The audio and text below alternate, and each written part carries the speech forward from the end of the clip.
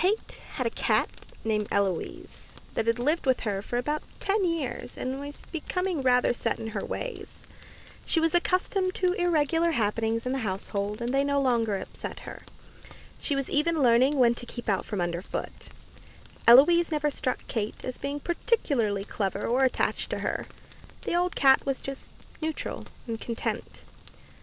But after Kate died, Eloise began to act strangely towards the surviving members of the household. Every evening after dinner, she'd curl up and cry until Kate's sister Violet gave her milk with sugar in it. Kate had drunk sweetened milk with the chill taken out of it, and eventually Violet caught on that Eloise's whimpering was a signal that she wanted her milk warm too.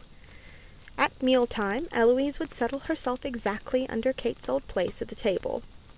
To Violet, it seemed that the cat's behavior was growing more and more like her deceased mistress's. Eloise had begun to crawl into bed with Harry, Kate's widower, at night, and since he was never too fond of cats, this new trick of hers didn't appeal to him in the least. He noticed, too, that she was making a nuisance of herself, and that when Violet spoke of the similarity of many of poor Kate's actions with those in which Eloise was now indulging, she was right about every one.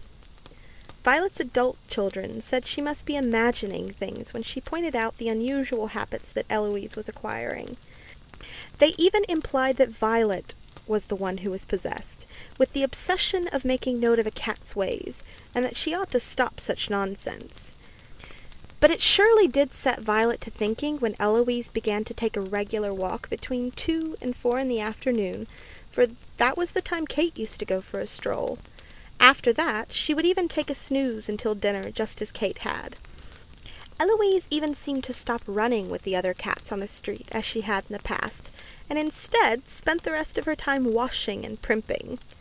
The day the family bought a dog, they were really shocked into worrying about who or what was inhabiting Eloise. They had wanted a large dog for a long time, but Kate had always threatened that she'd move out if they bought one, and that she'd kill the dog. Well, Eloise must have truly housed Kate's spirit, because she ran off the day the dog was brought home, never to return. And the next day, the dog was found dead.